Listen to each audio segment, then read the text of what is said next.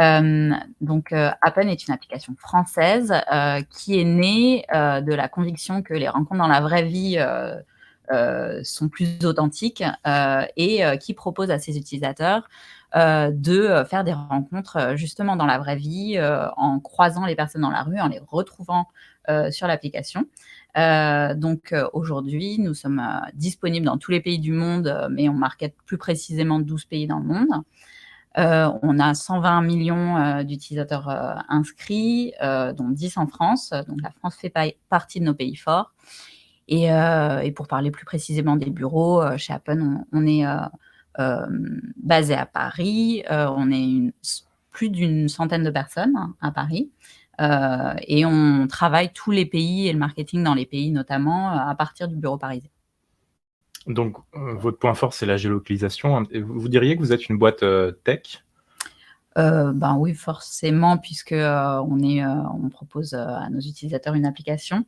Donc effectivement, on est une boîte tech, mais pour ce qui est de la partie marque que je travaille plus particulièrement, on essaye aussi de raconter une histoire qui va au-delà de la tech, qui va au-delà du service, c'est-à-dire que la tech va se positionner au service des utilisateurs pour donner un coup de pouce à la vraie vie et s'effacer au profit de cette vie justement. Donc finalement, la tech n'est que un enabler de ce que les utilisateurs et l'expérience que les utilisateurs vont pouvoir jouer. Et au quotidien, votre rôle dans cette organisation, une journée type de Ludivine? Alors moi, je m'occupe exclusivement de la marque, de la communication, des équipes PR, social media, brand content et des équipes créatives. Et je travaille main dans la main avec le marketing pour déployer justement toute l'histoire que cette marque a besoin de raconter sur tous les canaux, main dans la main avec les personnes qui s'occupent des pays et qui font le marketing dans les pays. Alors justement, de marketing, on va en parler tout de suite pour rentrer un petit peu dans vos enjeux de communication. Comment est-ce que, Christine, chez N26, vous vous placez aujourd'hui? Quels sont vos besoins en termes de communication, de marketing, pour voilà, attirer de nouveaux clients? Alors, comme je vous l'ai dit, ça fait à peine 4 ans qu'on est ouvert sur le marché français. Et donc, on est une marque jeune et a fortiori dans une catégorie jeune dite fintech, même si le sujet de la banque, évidemment, est séculier. Mais la fintech, c'est jeune. Et donc, les enjeux, ils sont relativement simples. Ce sont des enjeux de pénétration assez forts sur le marché, d'éducation autour de notre proposition de valeur, avec une logique de différenciation face à une compétition qui se fait grandissante. Et d'un point de vue marketing, ça se traduit par des objectifs de notoriété et de considération de nos audiences. Pour Ludivine, ce serait quoi le principal enjeu en ce moment? Alors je dirais que nous, à contrario, on est une marque déjà peut-être un peu plus installée, moins jeune. Mais pour autant, nos enjeux vont se retrouver parce qu'effectivement, on a une compétition qui est déjà bien installée depuis un peu moins d'une dizaine d'années, notamment sur le secteur des applications de rencontres. Et nos enjeux vont être de travailler la notoriété et travailler l'image de marque pour travailler la considération, la différenciation sur des aspects très spécifiques de l'image de marque, notamment la proximité, la confiance que les utilisateurs vont devoir porter en l'application dating pour faire un choix plutôt vers nous. Alors avant de rentrer dans le concret de l'audio digital, un plan média classique pour vous, pour des boîtes qui ont vos tailles, c'est quoi aujourd'hui? Moi, je dirais que, en tout cas pour Appen, même si les choix se font en fonction de chaque campagne, mais il y avait une grosse habitude de faire de la télévision, qui était un média qui nous permettait quand même de travailler fortement la notoriété, tout en restant relativement héroïste dans le sens où on travaillait aussi l'acquisition à travers ce média-là. Donc je parle exclusivement ici de plus grandes campagnes de communication en mettant de côté le fil rouge que nous pouvons avoir sur de l'acquisition ou sur de l'organique auprès des cibles plus journalistiques ou de réseaux sociaux. Mais donc jusqu'à présent, Appen faisait, beaucoup de télévision, heu, comme, plan de campagne qui après avait des relais en digital. Et cet été, en revanche, nous avons choisi de diversifier les canaux, pour, atteindre, nos publics à différents endroits, et différents moments, de leur vie. Et donc c'est à ce moment-là qu'on a choisi d'intégrer entre autres, de l'audio digital, en plus d'une campagne d'affichage, de télévision et de VOD. Christine, de votre côté chez N26, quel était un plan média un petit peu plus classique avant d'intégrer peut-être le digital? Ou est-ce que c'était quelque chose de naturel pour vous, dès le commencement? Alors, pour nous, c'est assez naturel parce qu'on est une marque digital first et ça se traduit, en fait, dans la façon dont on construit nos plans médias. C'est vrai que nous, on n'est pas très présent above the line. C'est absolument volontaire. On a une façon d'aborder, en fait, nos campagnes de notoriété, d'awareness, mais aussi de conversion à travers des médias digitaux. Et a fortiori, le digital audio, c'est un choix de filiation très net avec notre ADN, puisque du coup, on retrouve nos petits, entre guillemets, en termes de KPI, de façon de traquer les choses, comme on le ferait pour une campagne paid social, par exemple.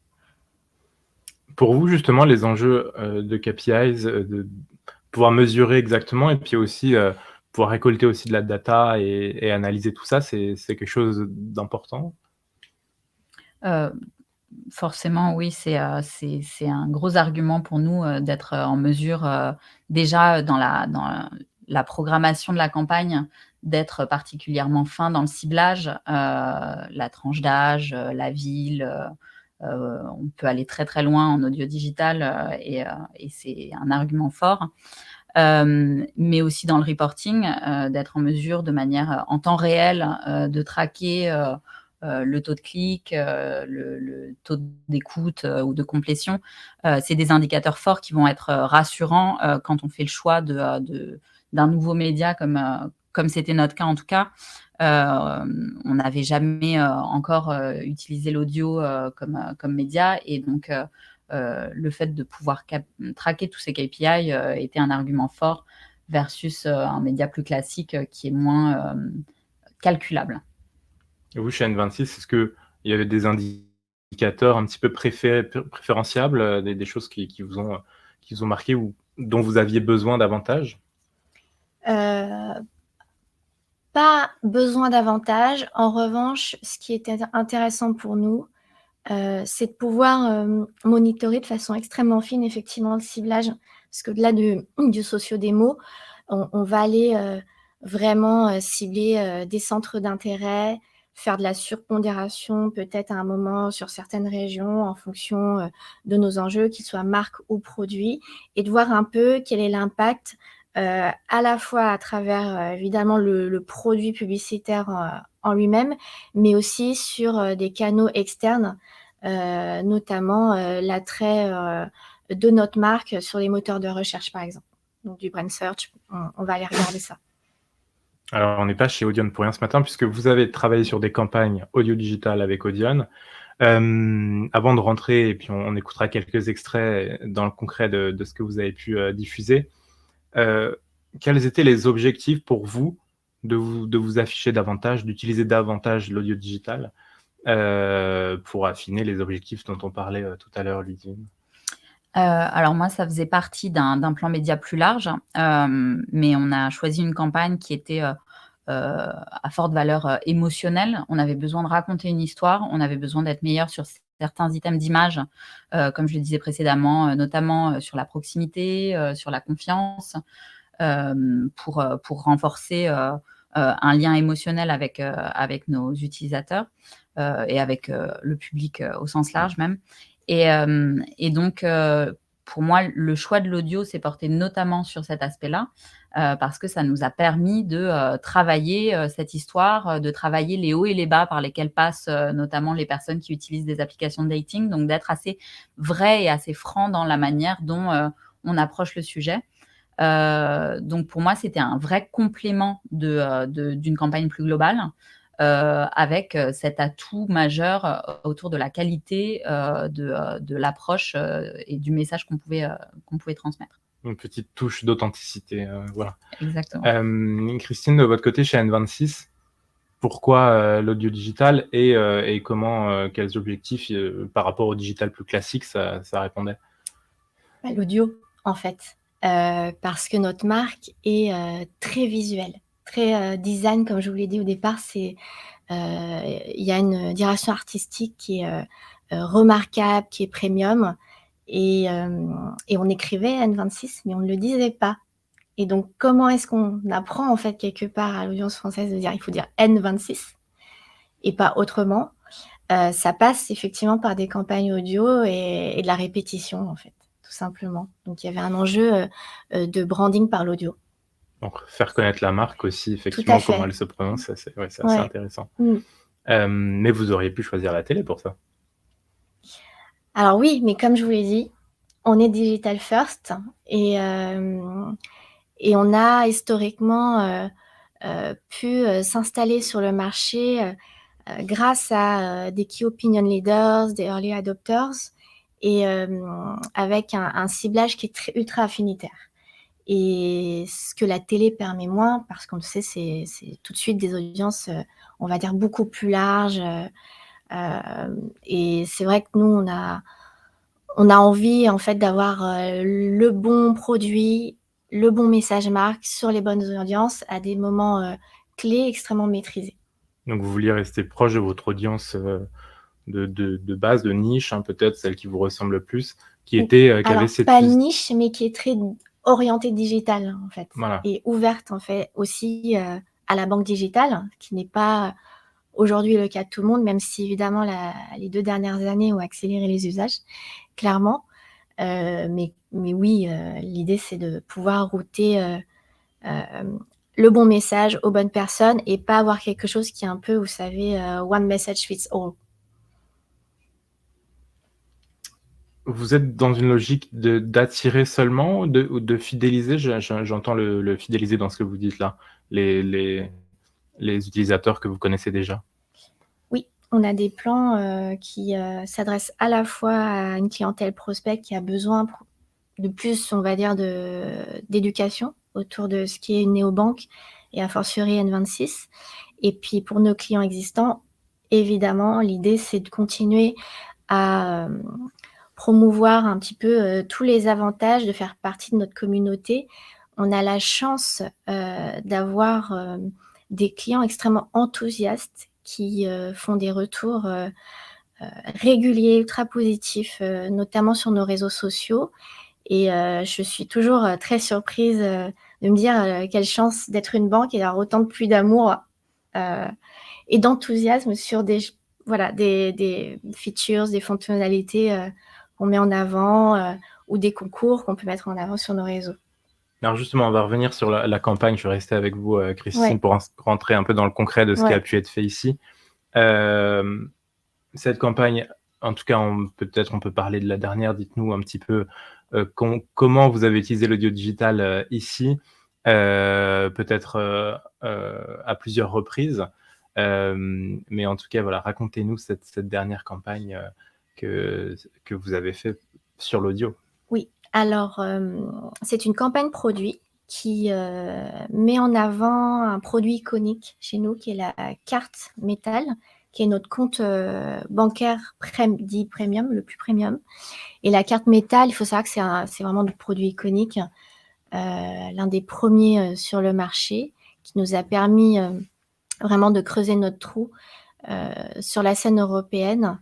C'est une carte lourde en vrai métal, disponible en 3 couleurs. Et je fais la vente. Et parce qu'elle est en métal, en fait, c'était d'un point de vue, on va dire, créatif, assez aisé de créer de l'impact à l'audio aussi pour faire passer le message. On va écouter un extrait et puis comme ça, on va pouvoir en dire davantage. Hop.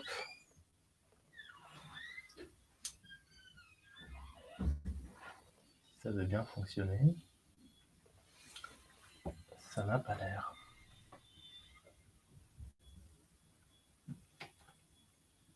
Eh ben, on va revenir dans un instant, le temps que je règle ça. Est-ce Ok. que, Ludivine, vous pouvez nous parler un petit peu, vous, de ce que vous avez pu faire dans l'audio digital avec notamment une campagne un petit peu récente voilà. Alors, nous, c'était donc dans le cadre d'une campagne cet été, puisque dans le dating, il y a de fortes saisonnalités et l'été fait partie de ces périodes où on a des campagnes de communication. Et donc, en tant que complément d'une campagne plus large qu'on a pu retrouver dans le métro, en affichage dans des gares, à la télévision, on a choisi avec Audion de développer 3 spots différents, 3 spots audio, 3 histoires qui racontaient et venaient mettre des mots sur une campagne qui, lorsqu'on la voyait par exemple dans le métro, était beaucoup plus figée, donc pouvait attirer de l'attention, être un peu plus clivante, mais pas forcément être explicite. Et donc on a travaillé beaucoup le message et l'émotion derrière. Le dating, ce n'est pas facile, mais ça vaut la peine d'être vécu. Donc on a travaillé ces 3 spots de 3 personnes qui vivaient en temps réel des situations qu'on pouvait tous connaître, du dating, où on se pose des milliards de questions et au final on retombe sur une issue joyeuse.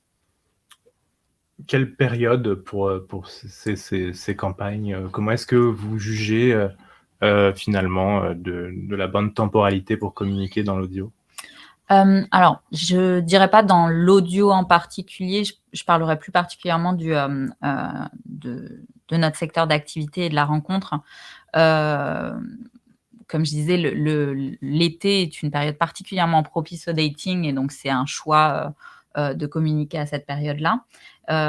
Et plus particulièrement cet été, comme c'était la toute première fois que nous avions fait de l'audio, on a décidé de scinder notre campagne en 2 pour tirer des learnings de la première vague et être en mesure de rectifier, ajuster pour la seconde vague. Donc, on a un peu encadré la campagne de cet été en commençant par de l'audio et en terminant par de l'audio également. Mais comme je disais aussi, vraiment en complément d'une campagne plus large.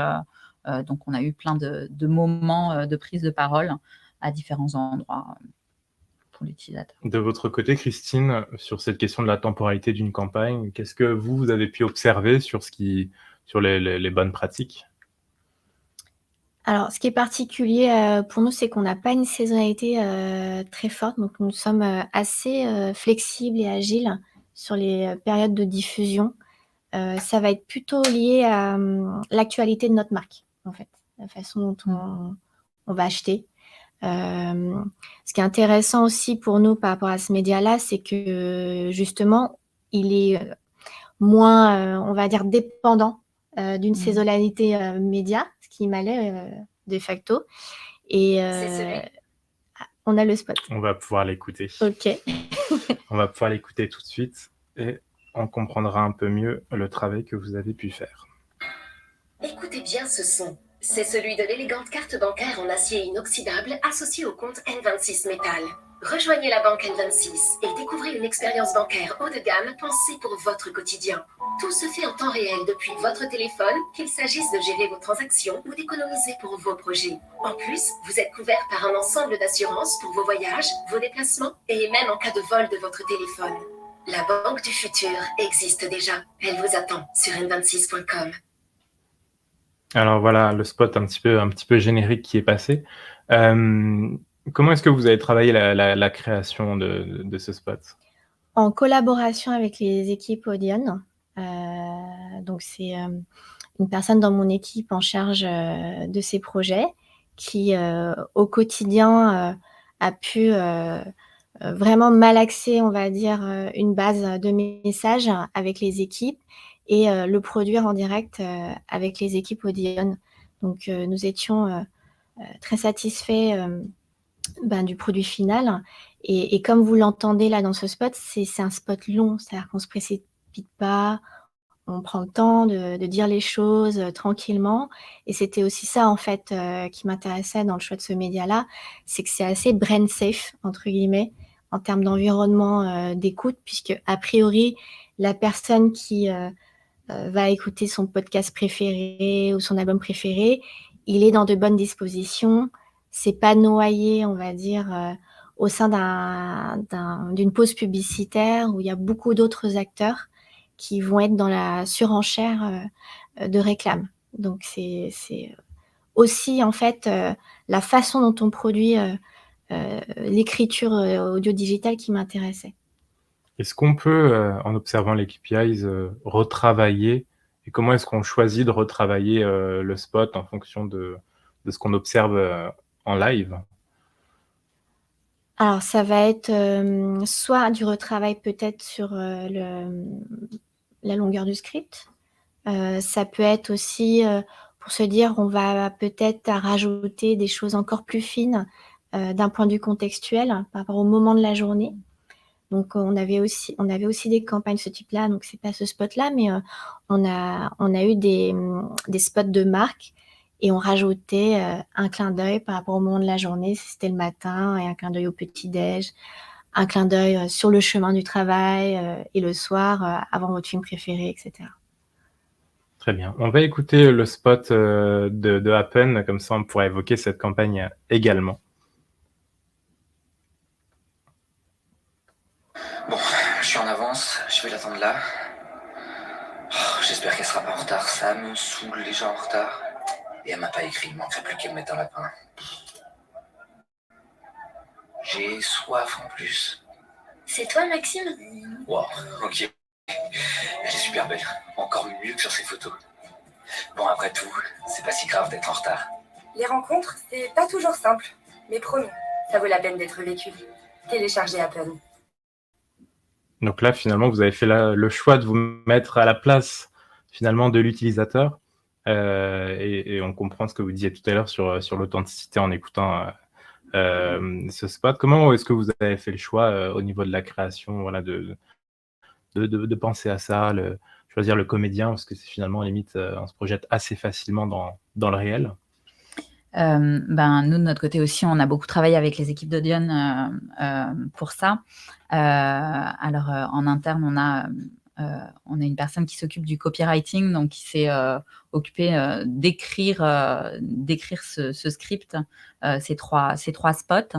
On a fait du ping-pong avec Audion pour effectivement affiner, tirer des leçons d'un benchmark qu'on a pu avoir. Par ailleurs, on a travaillé effectivement le casting des voix, parce que c'est donc un spot parmi 3, et donc le casting des voix était important aussi, notamment pour bien réussir à jouer ce début un peu négatif, puis ce changement d'humeur de la personne.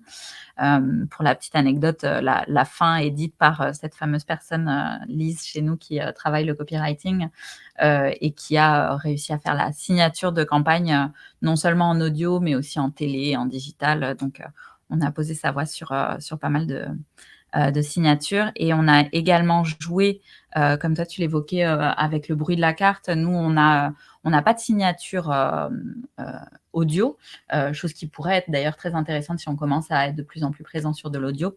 Mais tout au long de la campagne, on a eu cette musique qui a été spécialement développée pour notre campagne l'été dernier. Et donc, on a voulu remettre en fond au moment où tout commence à se passer mieux et tout commence à devenir positif dans la tête de la personne qu'on entend. Et donc, on a remis cette petite musique sur nos spots audio pour faire un rappel de campagne par rapport à nos autres moments de campagne à la télé et en digital. Alors, n'hésitez pas, si vous avez des questions, à commencer à les poser. On y répondra dans quelques minutes. Donc voilà, n'hésitez pas. On a la question du call to action qui se pose en audio. Parfois, on se demande comment est-ce qu'on peut inviter les gens à faire une action suite à l'écoute d'un spot. Et comment est-ce que vous avez travaillé cette question-là? Peut-être Christine d'abord, parce que voilà, c'est parfois l'appréhension qu'on peut avoir quand on est annonceur, de se dire que voilà, comment est-ce qu'on transforme derrière? Alors, je pense que ça dépend de l'industrie dans laquelle on est. En l'occurrence, pour le secteur bancaire, c'est pas aussi simple que d'acheter une paire de chaussures. Donc, on va être moins, on va dire, dans l'achat d'impulsion. On sait que le parcours de décision d'un prospect est plus long, la fenêtre de conversion va être plus longue. Donc, on va inviter à découvrir notre offre, mais c'est vrai qu'on va être moins dans, on va dire, le hard selling, je dirais. Tout de suite, voilà, c'est pas du retail. Donc, on y va tranquillement, mais on est capable de se dire, sur une fenêtre de campagne, on voit l'intérêt qui est provoqué autour de notre marque dans le cadre de cette campagne avec les différents canaux sur lesquels on voit que les métriques bougent en fait. Alors justement, la question de la mesure, on parlera des analyses post-test que vous avez pu faire juste après. Mais comment est-ce qu'on voit la complémentarité entre les canaux peut-être plus traditionnels, même digitaux, mais sur une campagne qui peut être lancée en même temps sur différents... comment est-ce que vous avez pu percevoir justement ces signaux venant de l'audio ou d'ailleurs? Alors, c'est un peu difficile, à vrai dire, à attribuer quand on va mesurer après une campagne une notoriété globale.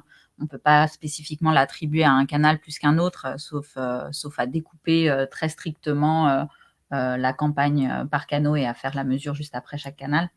Donc, dans notre cas, c'est compliqué à faire pour la campagne globale. Néanmoins, on a eu un post-test exclusivement dédié à la partie audio qui a pu nous permettre de mesurer l'attribution, le rappel publicitaire, le fait d'aimer ou pas la campagne.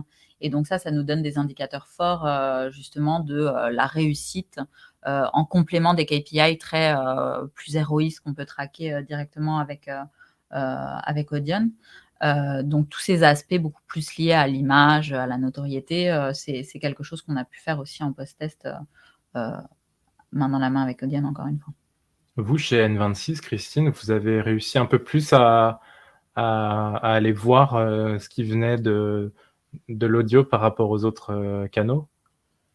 On arrive à le voir parce que on fait en sorte qu'il n'y ait pas trop d'overlap en fait entre nos activités. Donc on arrive en fait à dégager, on va dire, soit de la corrélation, soit de la causalité, sans dévoiler les recettes de notre data team.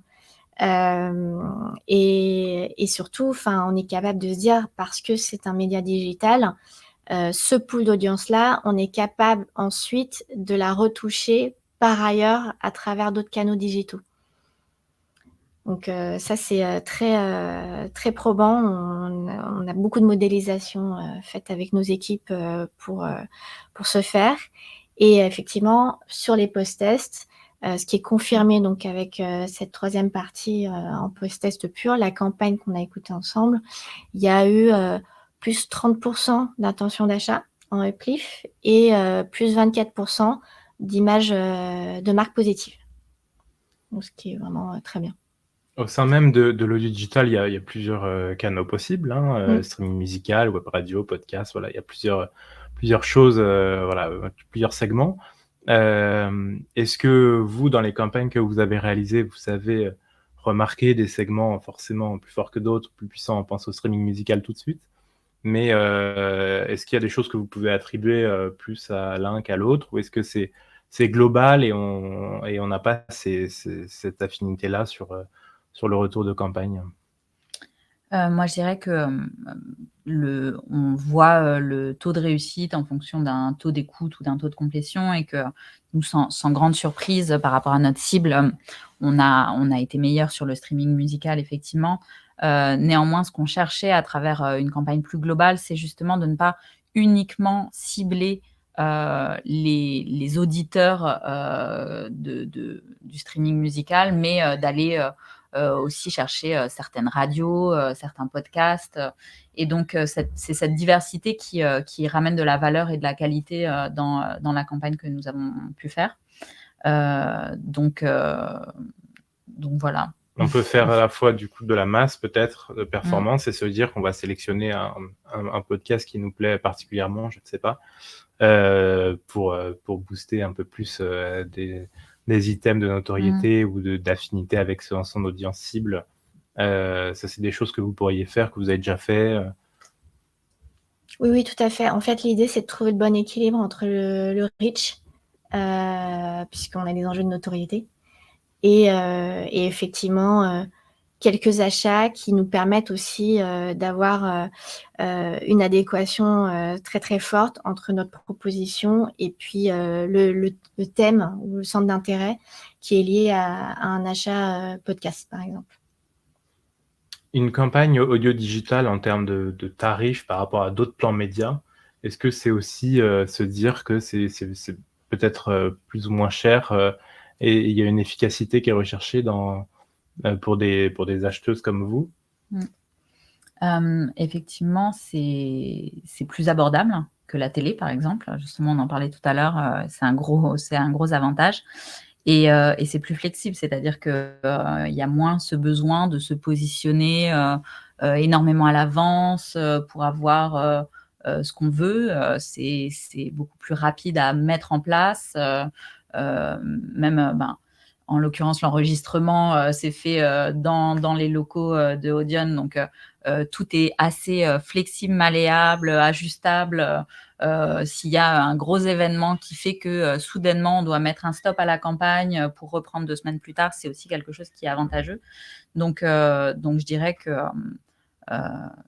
ça a quand même de gros avantages par rapport à des médias plus classiques, et des avantages qu'on peut retrouver dans des médias plus digitaux comme, pourrait être, de la publicité sur les réseaux sociaux, par exemple. Sur cette question, Christine, peut-être un avis? Oui, oui, effectivement, enfin, c'est la flexibilité, le gros avantage puisque effectivement, mais surtout quand on est dans une logique de test and learn et d'amélioration continue, c'est de pouvoir se dire: peut-être que, à la vague suivante, on réajuste ou là, on met en pause et on change, peut-être, un bout, par exemple, du call to action, ça, c'est tout à fait, appréciable. Alors si vous êtes venu ce matin, c'est aussi parce que ça ça vous a plu. Parlons un petit peu des résultats qui vous ont le plus marqué peut-être, en tout cas des retours par rapport aux analyses que vous avez pu faire, il me semble, avec Audion et Apidemix, sur les résultats de ces campagnes audio. Est-ce qu'il y a des indicateurs qui vous ont particulièrement marqué, Ludivine? Alors, moi, comme je disais, ça fait partie vraiment d'une campagne très globale, donc les indicateurs, post-test, liés à l'ensemble de la campagne sont difficilement exclusivement attribuables à l'audio. Mais comme le disait Christine, on a eu aussi énormément dans le post-test spécifique à l'audio, d'images positives qui a été travaillé grâce à notre campagne. On a eu un très, très beau taux de complétion, un très bon taux de clic également. Donc ça montre quand même que la considération a été particulièrement bien travaillée à travers ces spots et qu'on a réussi à, à retrouver, sur le parcours, de notre public, un moment de qualité, qui leur a permis de s'intéresser aux messages qu'on avait, envie d'envoyer. Ce qui est pas, pareil quand on travaille des médias plus de masse comme, de l'affichage dans un métro ou, comme de la télévision. Quand vous dites taux de clic, quand on parle de l'audio, vous parlez de quoi exactement? Comme on est, sur un téléphone et nous, notre campagne a surtout été, écoutée, via un mobile, on a la possibilité, de voir une bannière et de cliquer dessus et donc on a la possibilité de traquer, ces clics. Et en l'occurrence, on parlait de call to action. Donc, nous, il s'agit, pareil, pas d'un achat, spontané, enfin, il s'agit de travailler quand même beaucoup la notoriété, dans notre call to action. Néanmoins, on incite les personnes à télécharger ce qui est gratuit, donc ce qui peut donner une première approche, pour explorer, ce que notre application peut proposer. Et donc c'est ce qu'on a fait. On a vraiment, exclusivement travaillé sur le télécharger notre application, heu et donc ça nous renvoyait vers, les stores pour télécharger. Christine, de votre côté, chez N26? Pour compléter, nous, ce qui était intéressant de regarder aussi, c'était, l'impact d'un point de vue régional. Donc, on a pu, voir, vraiment où, le spot avait le plus intéressé en France, les gens, et ça, c'était assez passionnant parce qu'on voit aussi, là où on a le plus de potentiel aussi pour cibler, repousser des messages demain. Et il y a des surprises d'ailleurs assez chouettes. Dans les résultats alors je sais qu'on aime pas citer de chiffres généralement, mais dans les résultats de campagne qui vous ont le plus frappé, que vous pouvez plus ou moins attribuer à l'audio, est-ce que vous pouvez en citer quelques-uns? Oui, c'est l'intérêt de notre marque sur les moteurs de recherche, donc toute la partie brand search, et également dans le cadre du post-test avec Happydemix, c'est le recall, le fait que les personnes se souviennent très exactement que c'est un spot N26 et pas celui en fait d'un concurrent direct, ce qui est pour moi déjà a été une grande satisfaction étant donné l'investissement publicitaire qui est aujourd'hui sur le marché de la banque est vraiment très très gros. Donc déjà qu'on puisse s'installer en étant jeune et que les gens se souviennent que c'est vraiment N26, ça c'est déjà super chouette. Vous avez découvert vos campagnes de façon croisée. Si vous deviez vous poser une question pour améliorer vos campagnes au futur, est-ce qu'il y a une question, Ludivine, que tu aimerais poser à Christine, par exemple? Moi, je trouve que je me suis beaucoup posé la question de est-ce que il fallait beaucoup répéter le nom de la marque dans un spot audio pour marteler, pour être plus fort. On l'entend beaucoup en radio classique, on connaît ces jingles qui répètent 5 fois le nom de la marque. Et effectivement, moi aussi, j'étais satisfaite de l'attribution en post-test. Néanmoins, à refaire, je m'interroge toujours sur est-ce qu'on fait le choix de raconter une histoire, chose qui est osée, surtout quand on n'est pas, on a beau être connu en général, en particulier, on ne l'est pas forcément dans un monde audio digital. C'était une première. Et donc, à refaire, je m'interrogerais effectivement sur est-ce que la répétition, le côté un peu bourrin de l'audio parfois payerait encore plus. Alors, je sais que ça fait souvent gros mot de dire oui, il faut répéter 15 fois le nom de la marque, mais je pense que c'est nécessaire effectivement pour une marque en installation. Et c'est pas antinomique avec la créativité, parce que les plus belles campagnes, je pense que tout le monde se souvient de très grandes campagnes où on joue avec le nom de la marque, ça peut amener à des scripts qui peuvent être super chouettes, hyper rigolos et impactants. Je trouve que c'est pas du tout antinomique. Il faut trouver le bon CR en revanche. Ouais, c'est sûr. Voilà. Christine, si tu avais une question à poser à Ludivine. Alors, qu'est-ce que tu aimerais développer, renforcer à l'audio en termes de storytelling pour ta marque? Écoute, là, on a beaucoup travaillé sur des critères émotionnels et sur des items de marque.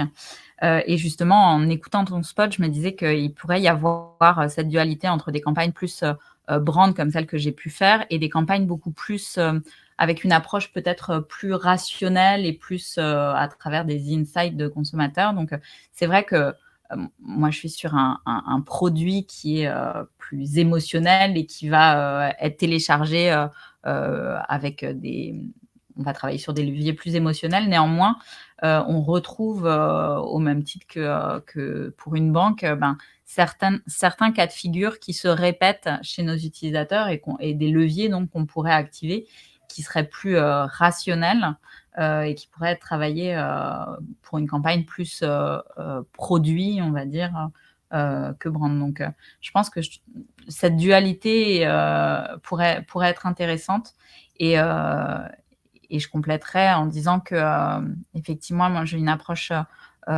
très campagne, mais que l'audio pourrait faire partie d'un fil rouge tout au long de l'année qui pourrait être intéressant pour travailler plus en profondeur l'habitude des auditeurs à entendre parler de Happen en audio et dans leur casque et dans un univers en plus très, très qualifié. De toute façon, on reste dans la publicité, donc c'est vrai que la durée de la campagne, c'est toujours important. Plus on est présent, mieux c'est. N'hésitez pas à nous poser des questions si vous le souhaitez. On va bientôt, malheureusement, se quitter, donc si vous voulez, c'est le moment. Si on va parler un petit peu des bonnes pratiques, même si on vient de l'évoquer en creux, mais si vous deviez donner, des conseils à une jeune marque plutôt, qui cherche à travailler sa notoriété, son branding, mais aussi, aller chercher du reach et des résultats, tangibles sur des call to action très précis.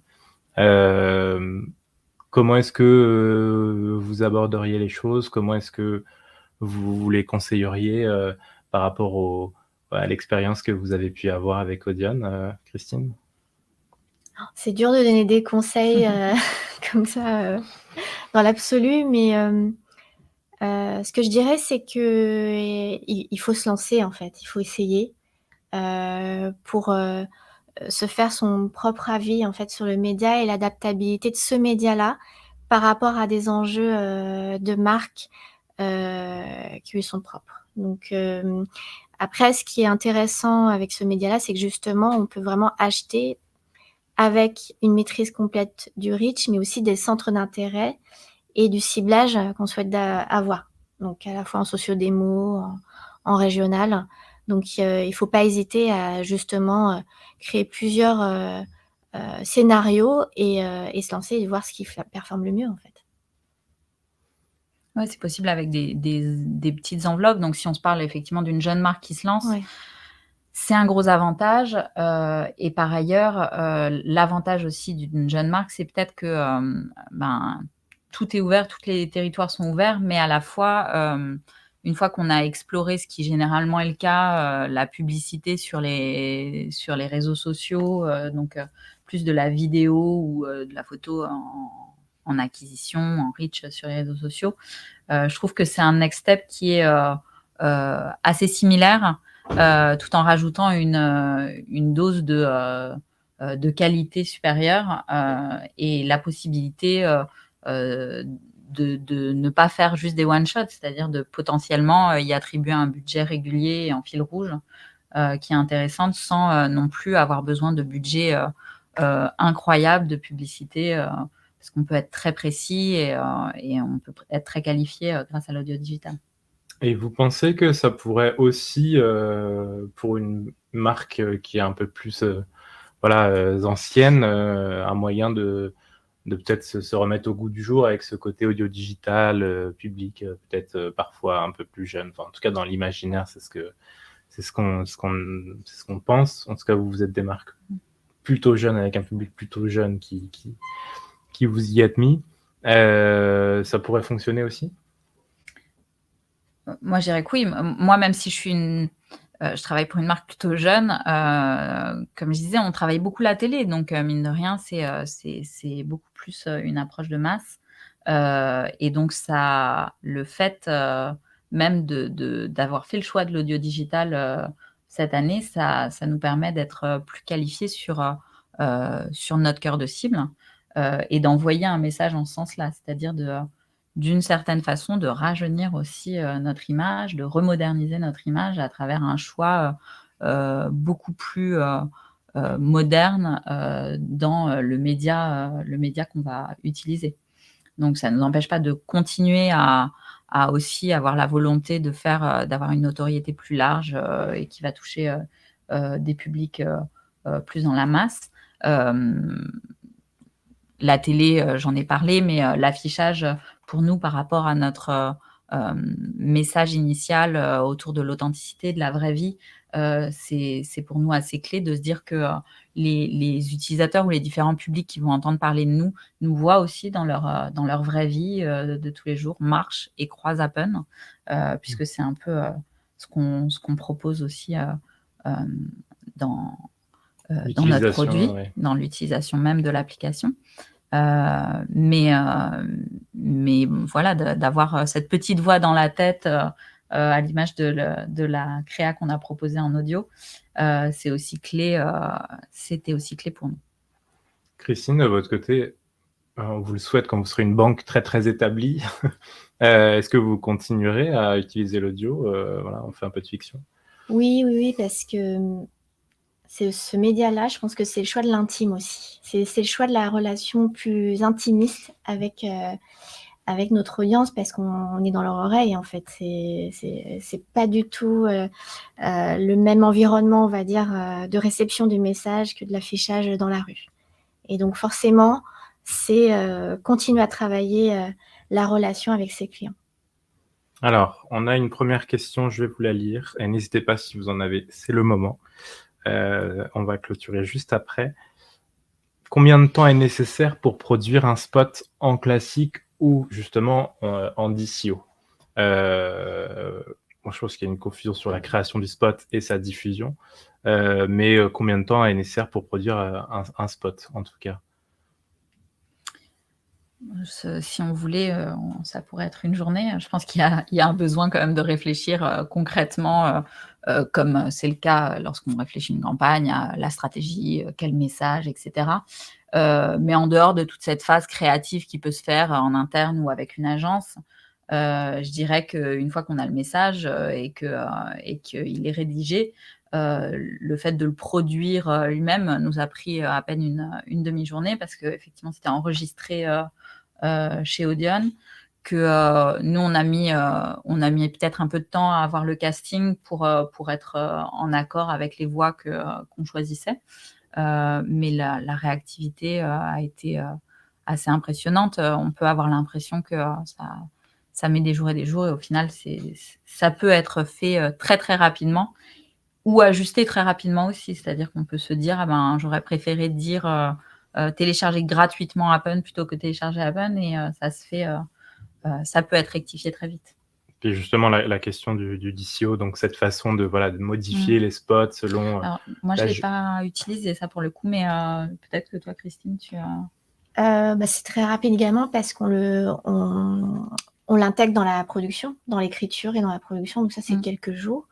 Et ensuite, la mise en place aussi. Elle est Donc aussi dès le début, on sait que selon le public qu'on veut toucher, selon la météo Exactement. ou l'heure de diffusion, on enregistre en fait plusieurs versions dès le Exactement. départ. Ouais. C'est quelques mots qui changent, c'est pas... Oui, ça peut être quelques lignes. Et après, derrière, il y a tout l'habillage sonore qui va avec, mais c'est intégré effectivement dans la réflexion du script. Très bien. Eh bien, écoutez, est-ce que vous avez un dernier mot, une dernière chose à déclarer pour souhaiter une bonne journée à ceux qui nous regardent? Bah non, j'espère que ça vous a intéressé et que vous allez passer une très bonne journée. Ben, un peu pareil. N'hésitez pas, si vous avez des questions à l'avenir, à nous contacter. On sera ravis d'y répondre. Magnifique. Eh bien, merci à vous. C'était un premier audio morning, donc potentiellement, il y en aura d'autres. Restez à l'écoute. J'étais très heureux de le présenter à travers moi, CB News. Et puis, je vous dis à très, très vite. Et merci évidemment à toutes les deux. Merci beaucoup.